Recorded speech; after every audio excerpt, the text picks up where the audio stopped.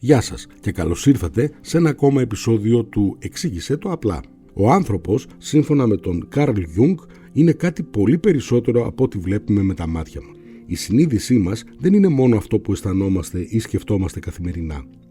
Αντίθετα, υπάρχουν βαθιά στρώματα της ψυχής μας που επηρεάζουν όχι μόνο την προσωπική μας ζωή, αλλά και τον τρόπο που συνδεόμαστε με τον κόσμο γύρω μας. Σήμερα θα εξερευνήσουμε τις θεωρίες του Καρλ Γιούγκ και πώς αυτές μας βοηθούν να κατανοήσουμε την έννοια της συλλογικής συνείδησης και τις βαθύτερες αόρατες συνδέσεις που υπάρχουν ανάμεσα στους ανθρώπους. Ο Καρλ Γιούγκ, Ελβετός ψυχολόγος και ιδρυτής της αναλυτικής ψυχολογίας, υπήρξε ένας από τους σημαντικότερους διανοητές του 20ου αιώνα. Μελετώντας τη φύση της ανθρώπινης ψυχής, πρότεινε νέες και ριζοσπαστικές ιδέες που συνεχίζουν να προκαλούν τη σκέψη και την έρευνα μέχρι και σήμερα. Μία από τις πιο σημαντικές θεωρίες του ήταν η έννοια της συλλογικής συνείδησης.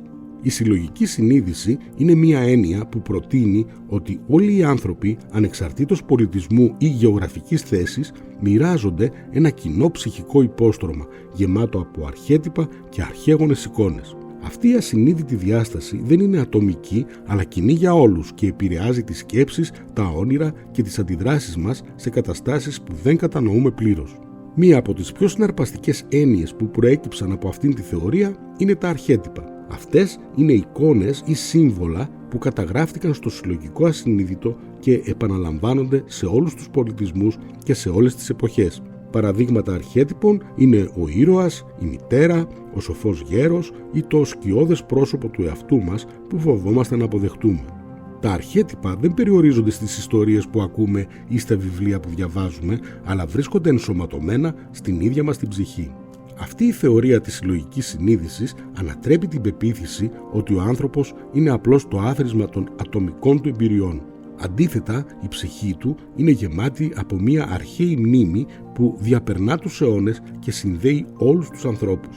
Αυτή η σύνδεση, κατά τον Γιούγκ, εξηγεί γιατί οι άνθρωποι, παρά τις πολιτισμικές και ιστορικές τους διαφορές, μοιράζονται κοινά όνειρα και αντιδράσεις σε γεγονότα όπως οι αρχαίοι μύθοι ή οι θρησκευτικές εικόνες. Αυτή η ιδέα μπορεί να φαίνεται περίεργη, αλλά αν αναλογιστούμε τη σύγχρονη κοινωνία, ίσως μπορέσουμε να παρατηρήσουμε τα ίχνη αυτής της συλλογικής συνείδησης.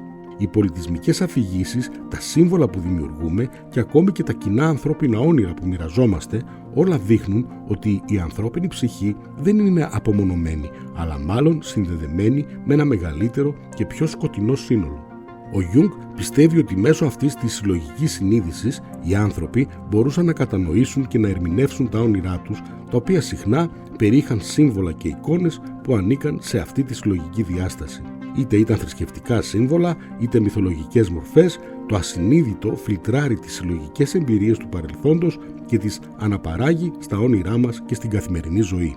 Αλλά το έργο του Γιούγκ δεν περιορίζεται μόνο στην ψυχολογία. Υποστήριξε επίσης την ιδέα ότι αυτή η συλλογική συνείδηση μπορεί να είναι σε θέση να δημιουργήσει μια ανώτερη μορφή πνευματικής σύνδεσης ανάμεσα στους ανθρώπους. Σε έναν κόσμο γεμάτο πόνο και σύγχυση, ίσως η επιστροφή σε αυτή τη συλλογική σοφία να αποτελεί τον δρόμο για την αληθινή κατανόηση του κόσμου γύρω μας και τις θέσεις μας μέσα σε αυτόν. Ο Καρλ Γιούγκ μας δείχνει ότι ίσως να μην είμαστε ποτέ πραγματικά μόνοι. Υπάρχει μία αόρατη σύνδεση που μας ενώνει, μία σύνδεση που είναι βαθιά ενσωματωμένη στην ψυχή μας, η οποία καθοδηγεί και επηρεάζει τις ζωές μας σε επίπεδο που δεν κατανοούμε πλήρως. Αν σκεφτούμε τη ζωή μας με αυτόν τον τρόπο, ίσως να ανακαλύψουμε ότι όλα όσα κάνουμε, όλες οι εμπειρίες μας είναι κομμάτια ενός μεγαλύτερου συλλογικού παζλ. Αυτό ήταν το επεισόδιό μας για σήμερα. Αν σας άρεσε, κάντε like, εγγραφή και αφήστε ένα σχόλιο με τις σκέψεις σας. Μέχρι και την επόμενη φορά, να είστε καλά και να συνεχίσετε να αναρωτιέστε για τον κόσμο γύρω σας.